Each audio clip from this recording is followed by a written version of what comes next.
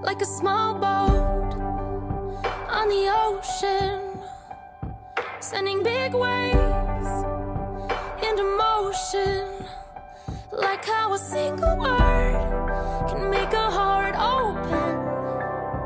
I might only... Hi, my name is Jess, and you may know me from places such as KTCC, RBSS and Professional Studies. And here I'm today for Addiction Studies for my first online lecture. And this online lecture is going to be on internet addiction, so I think it really fits. So first of all, I want to pose a few questions to you. Why do people feel compelled to keep their head buried in their screen devices so much and so often? So maybe it's the thing that you do. Is it a way of keeping up with friends? Could it be a symptom of some emotional deficit in your life? Or could it be in itself be a mental disorder? So there's a few questions to think about, and maybe it's something to think about yourself if you have a lot of time on the internet or on your phones. Internet use disorder, also known as internet addiction, has been accepted under the DSM-5 as a condition for further study. So they're not saying it's addiction, but they're not saying it's not addiction. It's very new and we need to do more research on this area. But back in 1998, even Jung was looking at addiction on the internet and broke it up into subtypes of internet addiction. So that's the different types. And they would be cybersexual addiction. So that would be your addiction to porn or cybersex. Your cyber relationship addiction, so addicted to relationships online. Net compulsions. They would be things like online gambling or online shopping. Information overload and computer addiction, so that would be your addiction to computer games. So Griffin in 2013 came up with a cycle for addiction. Just like you can have, there's a cycle which we'll be looking at for drugs or alcohol, but that can be applied to internet addiction. So the first person who is addicted to the internet, the first thing they'll go through is a thing called salience. So this is when the internet becomes the most important activity in the person's life. It affects their feelings, their behaviours and their thoughts. The next thing the person goes through is a mood modification. So when they're online, they get this emotional buzz that makes them enjoy being on the internet. But like drugs or alcohol, after a while the person becomes tolerant of the internet. So as a result, they become accustomed to it. So in order to get this emotional buzz that they need to go on it more and more often. So they're requiring increasing amounts of time on the internet. If that person can use the internet, they will then go through withdrawal symptoms, and these withdrawal symptoms can vary from personal, emotional or physical distress. And then if the person has decided to give up, they may go through a relapse as well, and they start right back again at the salient stage. So it's this big cycle that the person has gone through. Now, what Lee and Chung 2006 and Suller 2009 said is that internet in itself is not addictive. It's the social aspects stimulating, rewarding and reinforcing this.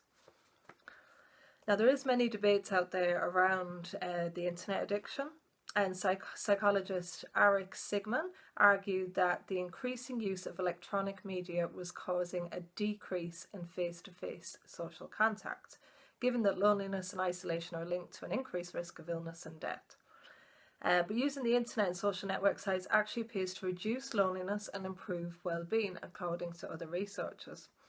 So if we look at different groups, so maybe people with disabilities such as Asperger's syndrome who have difficulties with communication. Take two. Sorry, I got cut off there. But as I was saying, that people with Asperger's syndrome or other types of communication disorders, it could be a great benefit to them because they find it more difficult to communicate face to face, so it's given them the opportunity to do so.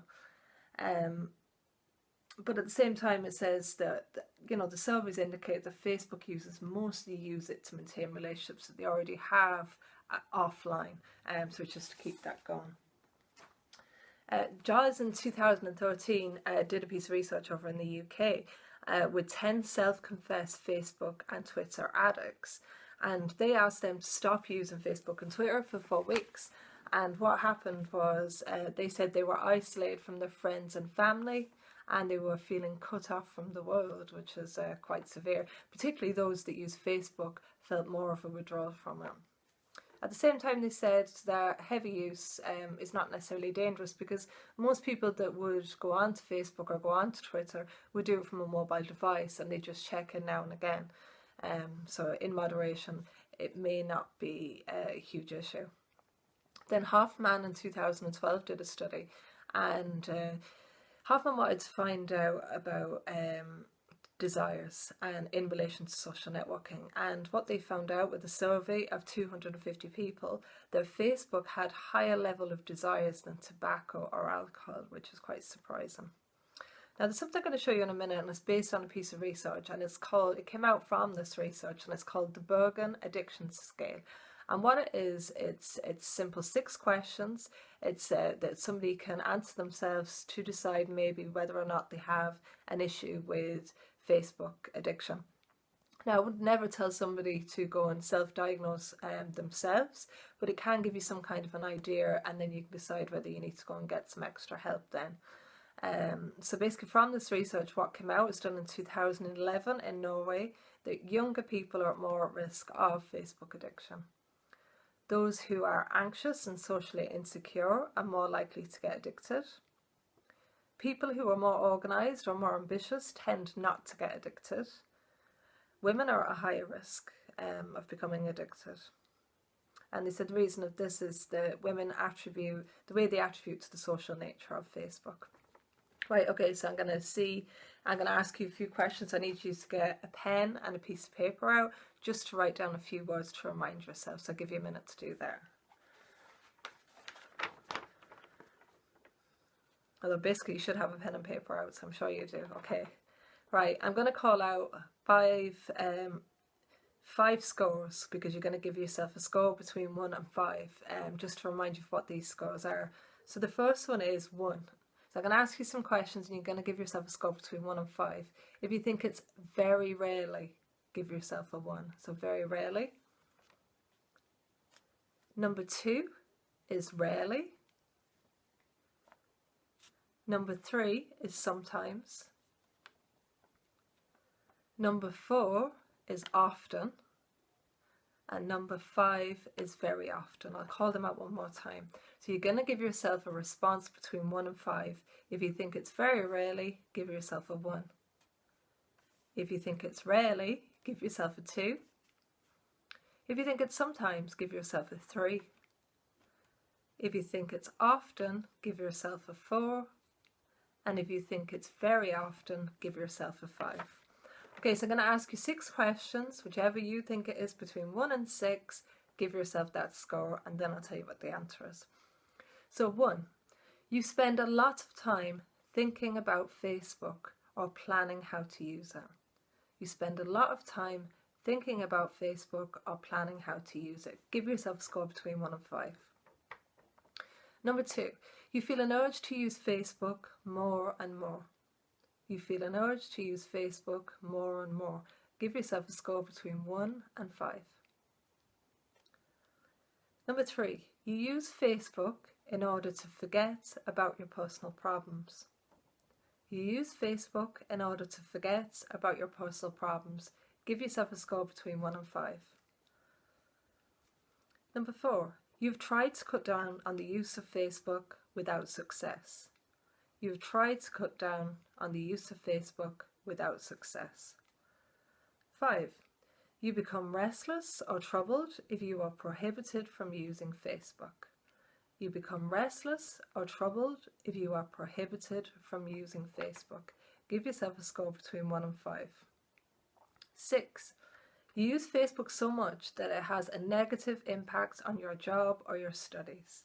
So you use Facebook so much that it has a negative impact on your job or on your studies.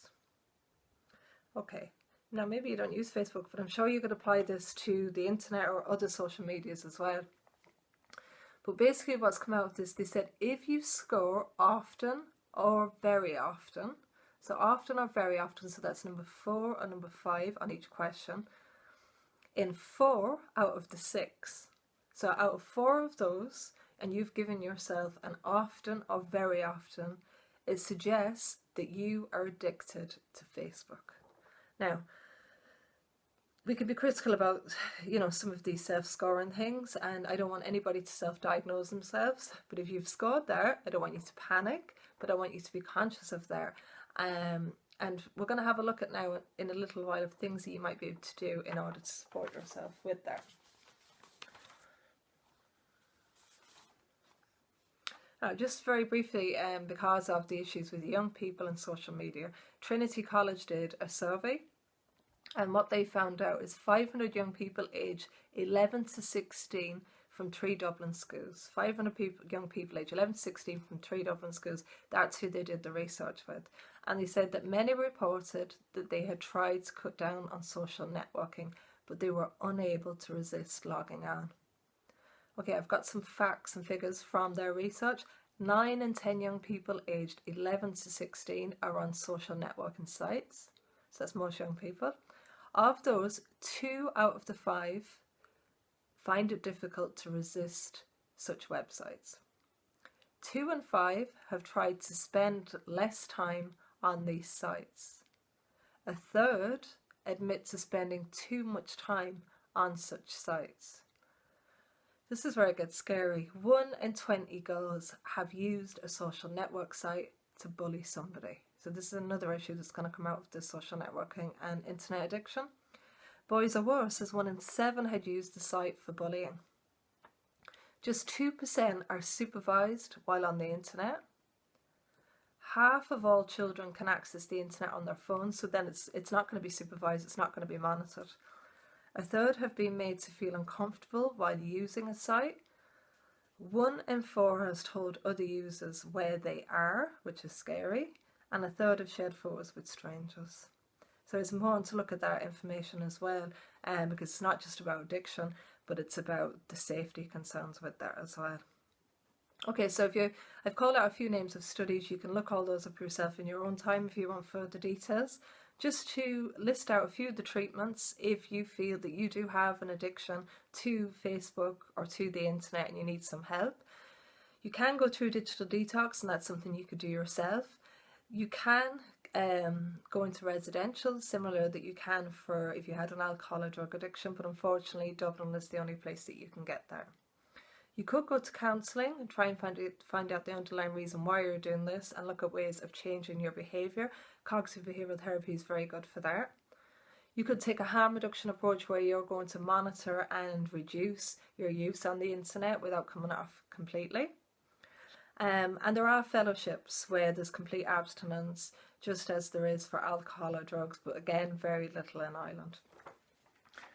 Okay, so what I did over the summer is I wanted to raise money for the Ana Liffey Drug Project. So I decided I would give something up for a week, and something that I spend a lot of time on is my phone, my iPad, the internet, my emails and Facebook. So I give all that up for a whole week, and I recorded my journey. Hopefully that people could learn from there, and people could get something out of it if they were experiencing similar things. So you're going to see a few short video blogs of my week. Enjoy watching.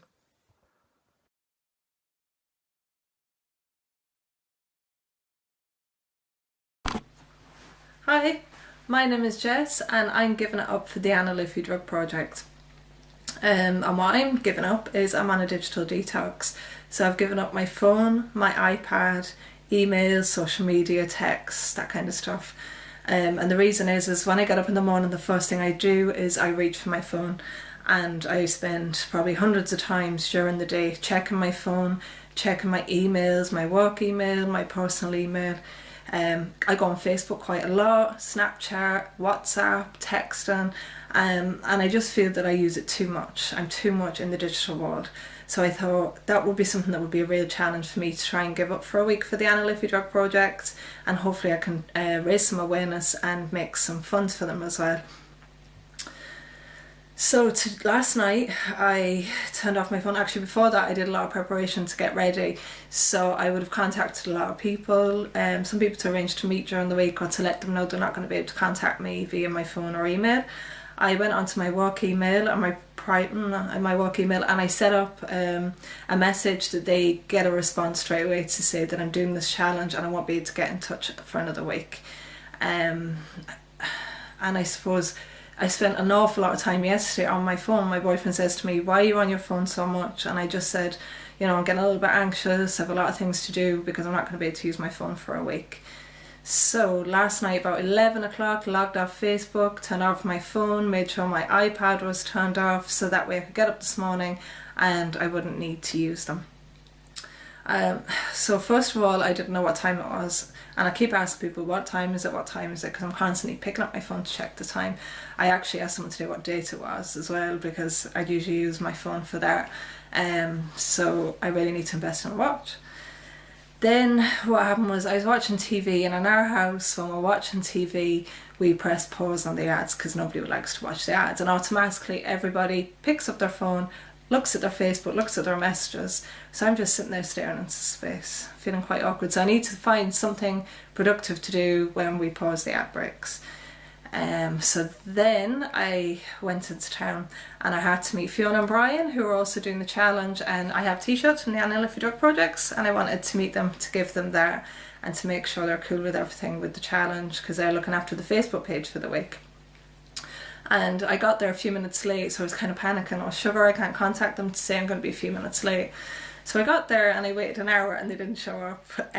So that was quite interesting because usually, I'd check my phone and I'd be asking, where are you? You're late, we're supposed to be meeting. So then I really started to doubt myself and think, is it 4 o'clock on Tuesday? We're supposed to meet. I rely so much on technology rather than my own memory. I just go, oh, that's in a message, or I've wrote that on my phone somewhere, and I check. And I wasn't able to do that, so I really, really doubted myself because I thought, okay, one person might not show up, but it's rare that 2 different people wouldn't show up. So then I thought, oh God, maybe they're in a different Costa copy. So I just said, look, just go with it. So they didn't show up, so that was cool as part of the experience. And it made me think, like when we were younger, we didn't have phones and we didn't have internet, and we knew to meet our mates at a certain spot, and if they weren't there, we knew where to find them, or we just got on with it. So that was quite interesting. So then I went to a charity shop. There was a pair of Vivienne Westwood brand new in my size shoes that were going on sale. And these are designer shoes worth a lot of money, so I was planning on buying them. And I went in and the shoes weren't there, and I felt so disappointed. And usually when I'd experience something like that, I'd go straight on the phone and I'd either send a Facebook message or a text to my boyfriend to tell him, and I wasn't able to do that. So I wasn't able to do that till I walked in the door and came home. And just reflecting on that, if I had had my phone, I probably would have sent him a message, but I probably would have repeated myself when I came home, which is probably not very nice for him. So maybe that's a good thing too. Maybe I had more to talk about as a result too, although he didn't seem too interested about the shoes. So then I was with my daughter and she had to meet her friend at the cinema. So off we went and her friend didn't show up. We're getting stood up a lot today. And she was saying, oh, what am I going to do? How am I going to contact her to see if she's going to come? So I said, let's use a payphone. And she was not impressed at all. This was really awkward. She didn't want anybody to see her using a payphone because it's embarrassing and it's old-fashioned and all those kind of things. So I said, come on, let's do it. This is part of the experience. So we found a payphone and it was absolutely manky, dirty. God knows what was on the floor. It was disgusting. I think it was possibly piss. But anyway, went in, picked up the phone, absolutely black with dirt, disgusting. God knows what I've caught off the phone. Then looked and realised, oh, you need a €2 coin. Didn't have a €2 coin, so I had to go into a shop. And I said, is there any chance, give her a tenner, could I get some change? And she was like, oh, okay, why? And I said, well, I just want to use the payphone. And she could not get over the fact that I was actually going to use a payphone. She was like, I don't think they work. So she gave me loads of change and I was like, I actually need a €2 coin. And she was surprised at that, thinking that it would probably be like 20 cent, 50 cent.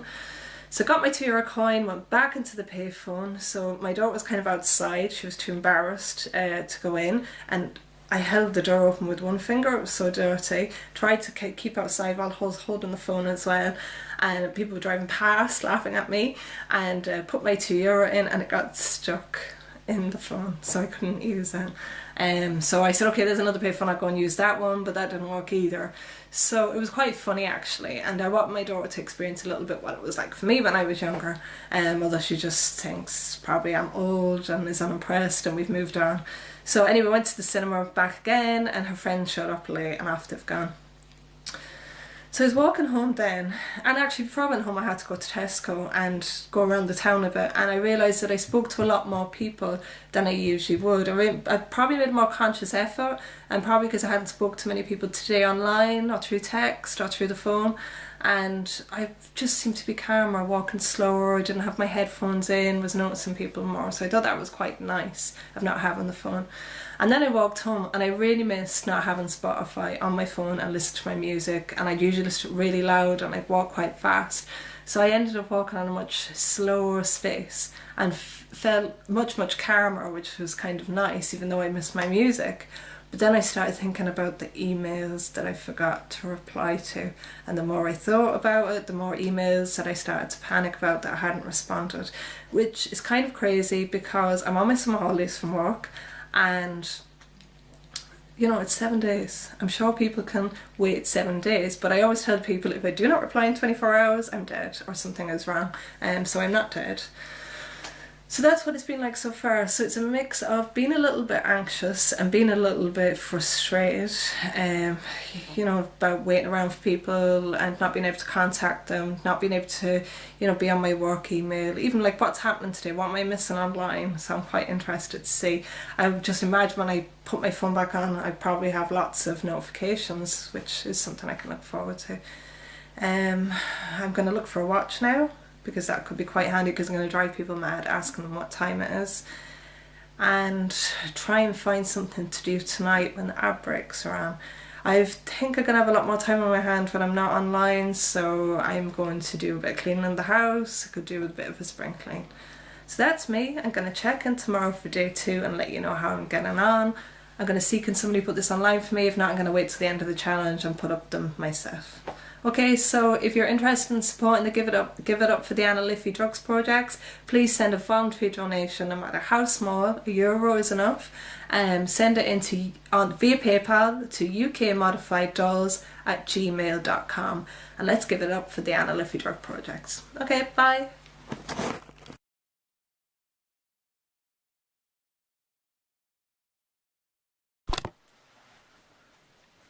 Hi, I'm Jez, and I'm giving up for the Ana Liffey Drug Project, and this is day 2 of my digital detox, where for a charity fundraising and awareness event I've given off my phone, iPad, email, social media and text. So just to give an update of how I'm getting on so far, I suppose the first thing that I'm noticing is that I don't use, or everyone in my house uses my phone, because I tell them to. I say, you know, I've got a plan and you can get as many free calls and texts and internet, so like it's there, use it. Also, I have all the important numbers stored on my phone, and I would have quite a good camera. So my family keep going over telling on my phone to use it, and I'm like, you can't do this. I'm on a digital detox, and you know, is this not cheating? You picking up my phone and turning it on? And they were like, as long as you're not using it. And I'm like, no, turn it off. It's causing lots of arguments.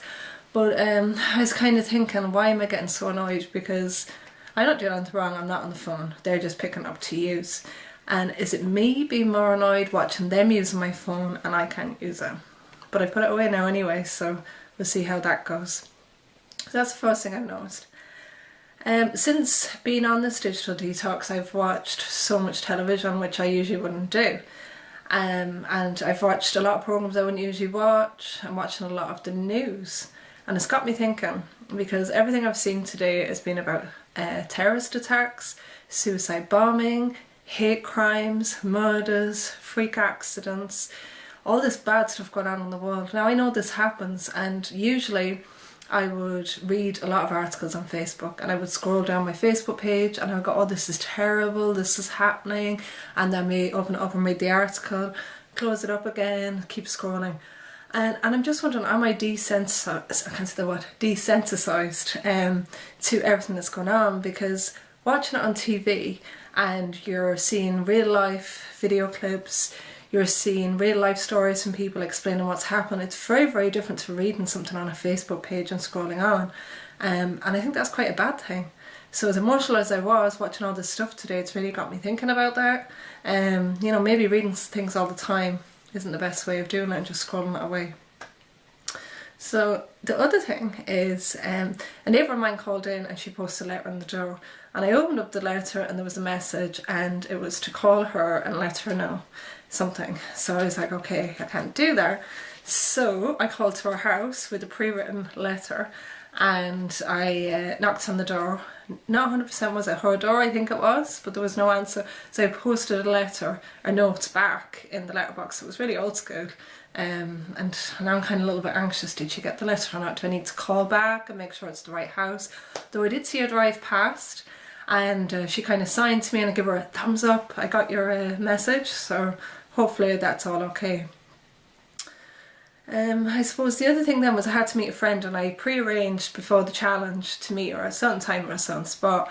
And me and this friend, we meet up quite a lot, but we're very, very bad at texting each other and saying, or giving a call and saying, do you know what, I can't make it, let's reschedule for another time, or I'm running 15 minutes late, or I'm running half an hour late. That's not something you can do when you don't have a phone.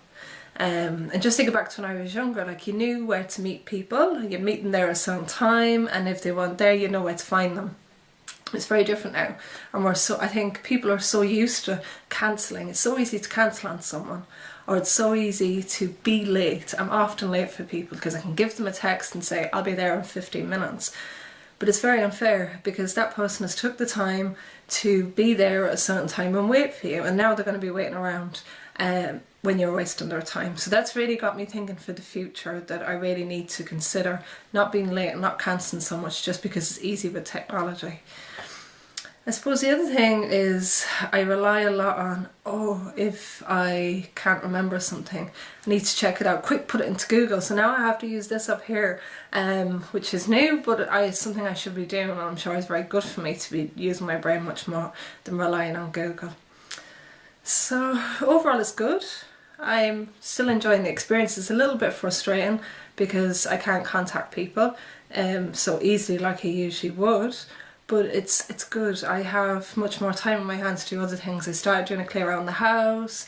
I've started watching TV, which I don't know if it's good swapping it to TV, but I'm learning a lot from that as well. So I'm going to keep going and I will check back in tomorrow. And just to be clear, this is on a video camera, which I have never used. I've had it for years, and actually that's another good thing that's happened because I'm learning how to use my camcorder and it's not sitting there in a waste. And what I'll do is, I was thinking about getting somebody to upload the videos during the challenge, but it's too complicated. I'm going to need to get them on YouTube, so I'm going to just put them up at the end. Okay, so if you would like to sponsor any of us, any of the volunteers that are giving it up for a week, please go on to PayPal, send a donation no matter how small to ukmodifieddolls@gmail.com. And let's give it up for the Ana Liffey Drug Project.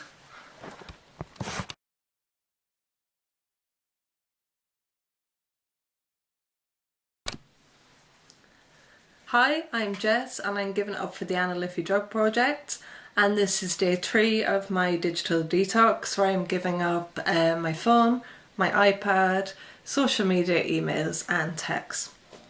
So I just want to kind of give a quick update on how I'm getting on so far. I listen to music a lot on my phone, mostly through Spotify. And I was feeling kind of down yesterday because like every morning I listen to music, it cheers me up. I listen to it when I'm getting ready for work, and then when I'm walking I'd have my headphones in, through my phone, listen to my music. So I realised like it's been a few days now, so I have to do something. So I searched the house and I found this really old CD player, and with one speaker only, the other one was broken off. And I found this bag of really old CDs, Pearl Jam, who else was it? Guns N' Roses, Nirvana, like dance music. So I listened to that and it really, really cheered me up. But what was unusual was that I couldn't just like skip a song or listen to a playlist. So it was, you know, manually putting the CD in, really old school. My CD was skipping, take it out, find another one. Didn't like a song, had to kind of skip through to find one I liked. But it really, really cheered me up, which is good.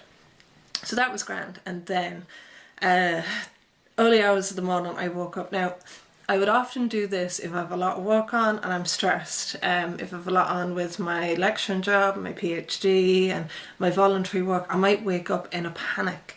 But now I'm on my summer holidays, so I'm chilled out. But I actually woke up in a panic, and what I was thinking about is, like, if I do any kind of a project or any kind of fundraising, I'm usually the one in charge as such, and I would be able to have full control over it, oversee what's happening, make sure people are doing what they're supposed to be doing, and if they're not, I can do it, or I can ask them to do it. And for this fundraising event that we're doing, we have a Facebook page, and I kind of took full control over the Facebook page until I went on my digital detox.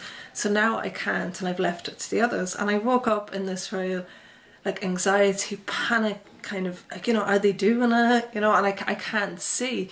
So that's unusual, because I purposely did it this way that I could hand over control, because I don't think it's fair that I'm constantly, in control, trying to take charge of things. Like, I have to let things go and give them to other people. I was really, really stressed. So then I fell back asleep, and I woke up and I'd had loads of dreams about updating my status on Facebook, which is crazy. So I'm just thinking, is this some kind of withdrawal symptoms from not being on social media? Okay, so wasn't feeling great today after that, and I don't know if it's because I can't use my phone or my social media, I don't know. But today's payday, and usually on payday I go online and I treat myself to something each month, and I couldn't do that because I couldn't go online. So that was kind of annoying, and now I'm not going to get some nice surprise in the post. But I'm going to save money, so there's a benefit straight away that I'm doing. So then I went into town, and I had to go and collect something that was quite big, something that I couldn't carry, so I had to get a taxi. And what I would usually do is I would phone a taxi to come and pick me up, so I couldn't do that. So I had to think of some other way of doing this. So I walked to the taxi rank and I said, can I get a taxi in 10 minutes? I'm going to be at such a spot. Walk to the place where I needed to be to collect the large item and wait for the taxi to come. So there is ways around it, but it's just a little bit more complicated without a phone. I suppose the other thing is being honest. If I wasn't doing this publicly, I know 100% I would have cheated by now. If I just said to myself, I'm going to digital detox for a week, I would have checked my email, or I would have logged on to Facebook or Messenger, I would have sent a text or a call. And only because I'm doing this for a fundraiser and I've told everybody I'm doing it as public is the reason that I've stuck to it. So it's made me really think, because there's a thing around addiction called the moral model, and a lot of people, the reason that they don't get addicted to something, or the reason that they decide to give up their addiction, is because of their morals. And I definitely think this is something that's very strong with me right now. And I suppose the only other thing that I've been thinking about today is that, like, how the world has changed now that we're online, and we have this big online community, and people can travel all over the world and be separated and still be in touch, and has it brought us closer together? And I think in some ways I can see the benefits of being able to talk to somebody so easily in a different country or far away, but I think that it's brought us further apart. That, we're not as close to people as we usually would. Like, I thought, like, apart from one person who, well, I'd organised to meet 3 people this week and 2 didn't show up, and the other person I met, and this was all arranged prior to this challenge, I haven't met really many people that I usually would, and I don't even know where my friends live to be able to call into them. So I don't think we're as a close community as we used to be before technology came out. So they're just a few of the thoughts that I've had today. Not been a great day for me, and I'm not sure if that's me withdrawing and not having great sleep last night and worrying about our other volunteers doing the work they should be doing, or is it just one of those days because it's miserable and it's dark out. But what I'm going to do now is going to pop my music again, and I like that because I listen to tunes that I hadn't listened to in ages. I'm going to add them to my playlist when I get my phone back, and hopefully the rest of the day goes well, and I'll check in tomorrow. So if you're interested in donating to the Give It Up for the Ana Liffey Drug Project, then please get onto PayPal and donate anything, no matter how small, to ukmodifieddoes@gmail.com. Okay, see you later. Bye.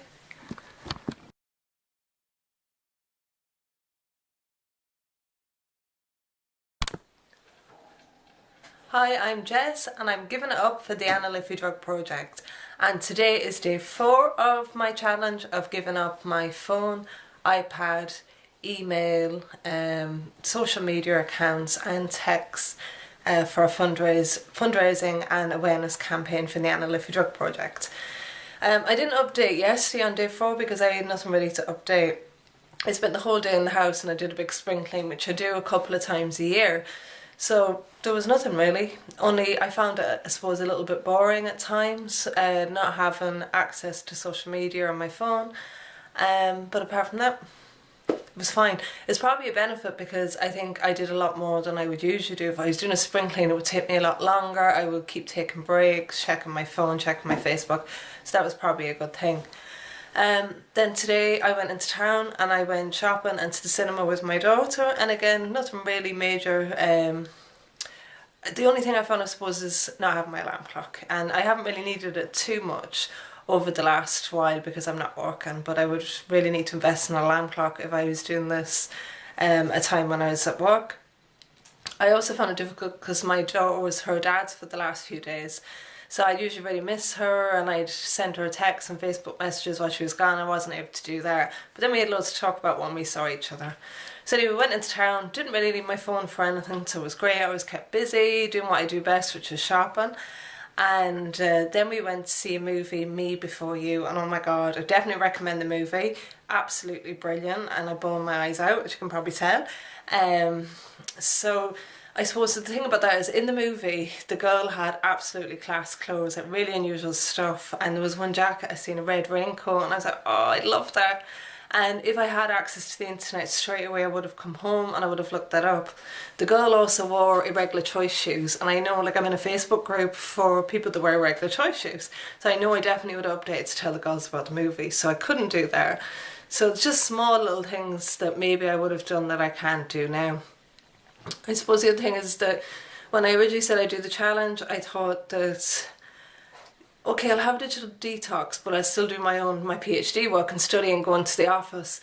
But I thought if I do, I'm going to have to go on the internet to search up journal articles, and so that's kind of cheating, so I didn't study. So I feel kind of bad about that. But I got other stuff done that was productive as well, and I do need a break from my study. The final other thing, which I'm really mad about, is when my daughter came back from her dad, she said, Mum, you were online 2 days ago, I seen it on Facebook. And I was like, I was not online. And I think when my boyfriend turned on my phone to use it, as I said in a previous blog, I think he must have knocked something. So I did not cheat.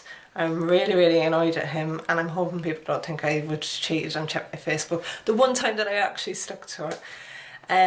Tomorrow I'm probably not going to be able to do a blog because I'm going away, and I'm going to Balladreen, and I'm going on a bus. And it's going to be my first time in years going on a bus and not being able to just browse, go on Facebook, pass the time, because it's really boring. I have 2 buses to catch, so we'll see how that goes. And Balladreen, no offence to anybody that is from there or who lives there, is quite boring, and I'm staying in a B&B for the night. So another thing I would usually do again, it will be to go on my phone, which I won't be able to do. So I say I'm going to find that quite difficult, but we'll see. I'll check back in. Okay, so if you want to support us, support me or any of the volunteers who's given something up for a week for the Ana Liffey Drug Project, please get onto PayPal and give us anything, no matter how small, even if it's only €1, and donate it to ukmodifieddoes@gmail.com. Okay, thank you. Let's give it up for the Ana Liffey Drug Project.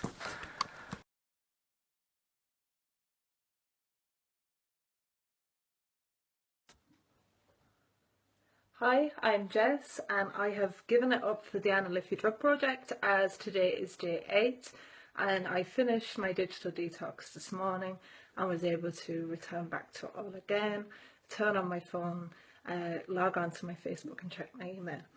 So I just want to give you a very quick update about how I got on day 6 and 7. And that's when I was away, so I wasn't able to update, which I said in my previous blog.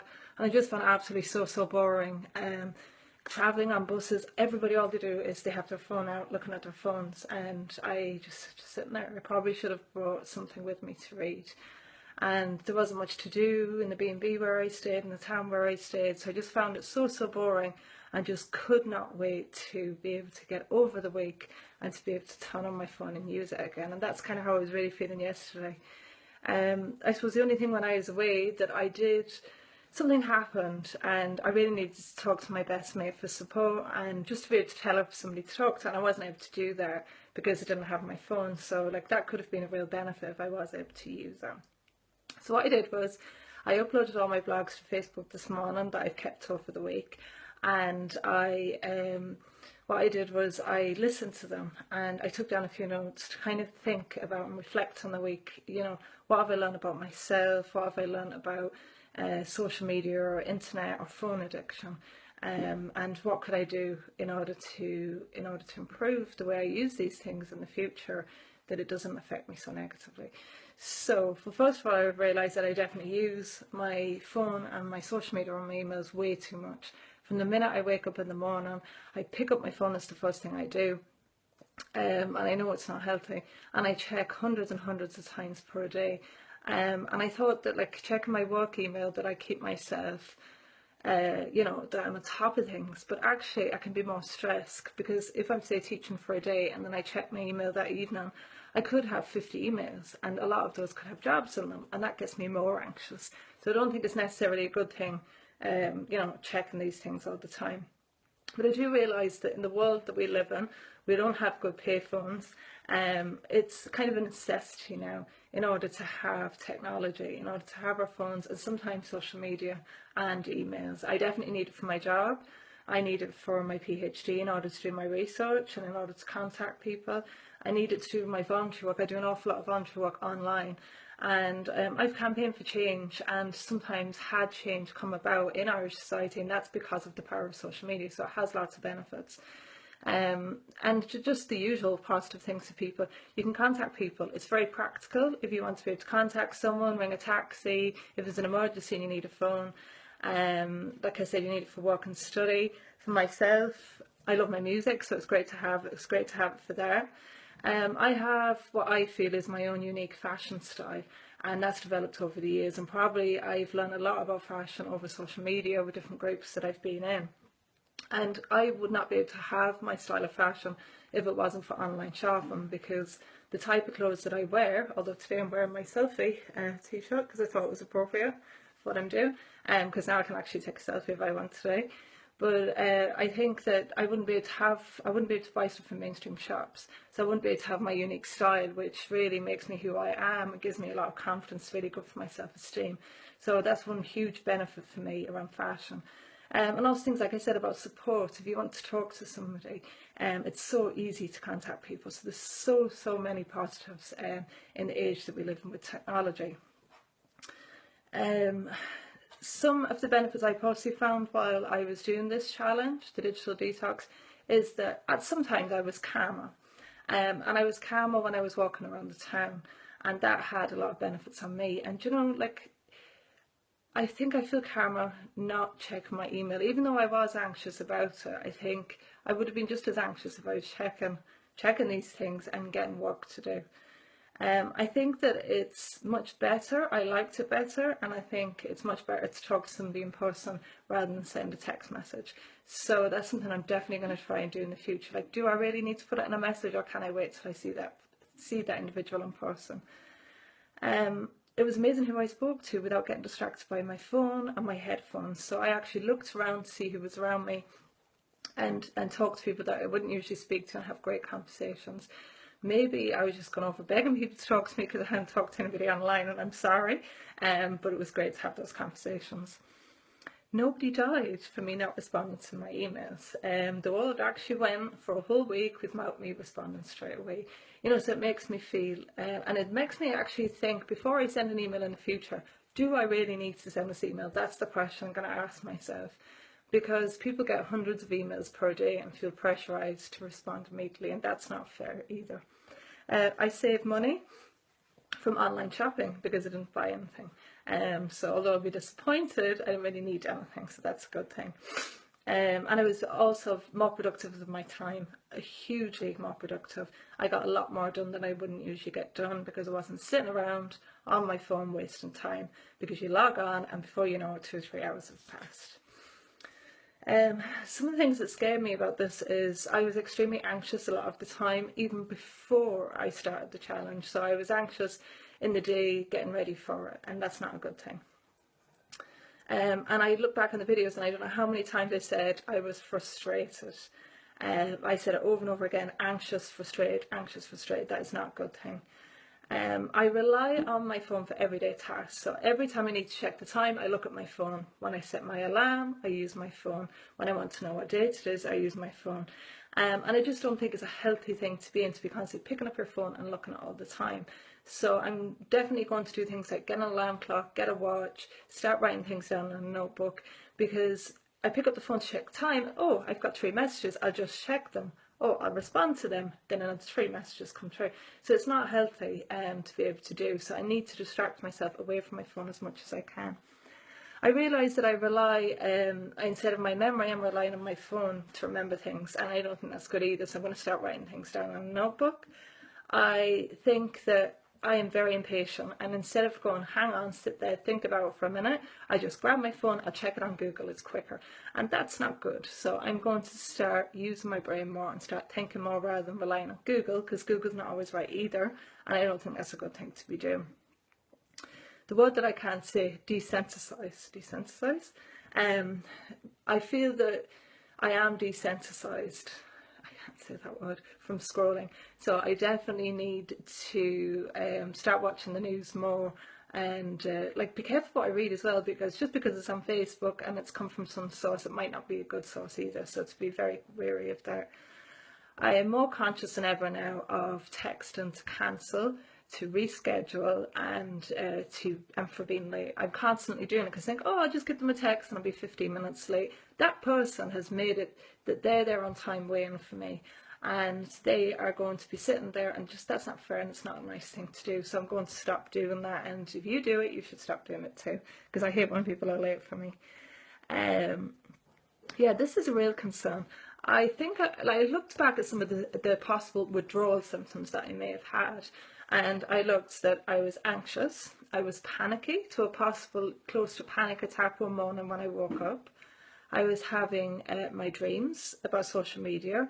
I was getting disturbed sleep. I was tired. I was feeling down. Now, they're all really scary things. I was just off my phone for a week and I was having these effects. They're all possible signs of addiction, and that is a real wake-up call for me.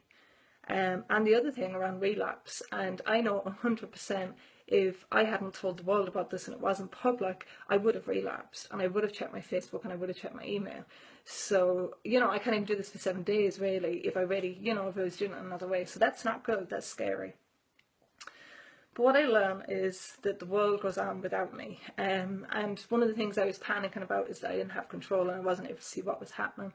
So I've learned personally about myself that I need to delegate more and not take everything on myself. And I always thought the online community was great. I thought that, it was so much bigger and it brought people together, but now I actually think it doesn't. I think that it tears people apart. I think people aren't as close. Although there's more people in your life and you can contact them easier, I don't think necessarily you're closer to them. So that's going to get me thinking about how I interact with my friends more. And one other thing I want to say, I suppose, is look up from your phone. It's amazing what you can see around you.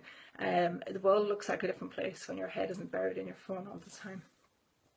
So I just want to say I'm not an expert and I'm not going to give any kind of advice as such, but just a few things to think about. I have worked with people with addictions, but that would be drug and alcohol addictions. Some of the people I worked with had behavioural addictions such as shopping and gambling, etc. But I never worked with anyone before who had an addiction to social media or internet that I was aware of. I looked up where you could go and get support, and the only treatment centre that I can find in Ireland is the Rutland Centre, and that's in Dublin, and they provide support for people with addictions to technology and the internet. You can also go to a therapist, so you can see a counsellor who would be specialised in this who you could talk to, but I would definitely say if you're concerned, go and speak to your GP about it. There is a thing called the Bergen, B-E-R-G-E-N, because my accent, Bergen Addiction Scale, and it's online and it's a self-test. And I'm not telling anybody to self-diagnose themselves, but it asks you some questions and it can give you an idea if you could have a possible problem, and then maybe you could bring that to your GP. But the things you want to look out for is if you check your phone from the minute when you wake up in the morning and you constantly keep checking it throughout the day, that you have withdrawal symptoms. And withdrawal symptoms could be things like if you're not on your phone, you're thinking about it quite a lot, or you're getting quite restless or anxious because you can't so you can't update your status, so you can't check your messages, and you could get quite restless. You could have negative effects, and this is where you have negative impacts either within your family relationships, in your job, or in your studies at college. If you're getting affected, then that's not good either. If you need to use it more and more often, you feel that you have to use it more. Or if you go online because you want to forget about your problems, so going online and that's not a way to do it, but some people could do that. So if you have any of those things, you could possibly be addicted to the internet or to social media or your phone. So what I would say is to give people advice is switch off your phone. So if you're at work, turn off your phone or leave it in your office or leave it in your bag at college and don't check it. Have dedicated time throughout the day, like an hour in the evening when you're going to check your social media. So regulate your time online. Possibly go through digital detox. I found it extremely beneficial doing it for a week. I've learned so much about myself and about my use with the digital world. And that could really get you thinking as well, because it's quite scared me, but it's been a positive experience as well to be able to do, and I'm going to be able to now make changes for the future. It's been a real wake-up call. But I would definitely say that if you are that concerned, to go and get some help. It is actual real addiction, just as anything can be an addiction. So really that's all I wanted to say. Thanks for listening to the blogs. I hope they've been beneficial. I wanted to do them, not just learn about me, but in order to pass on information to other people if they were concerned about their use. Thank you for listening, and let's give it up for the Ana Liffey Drug Project.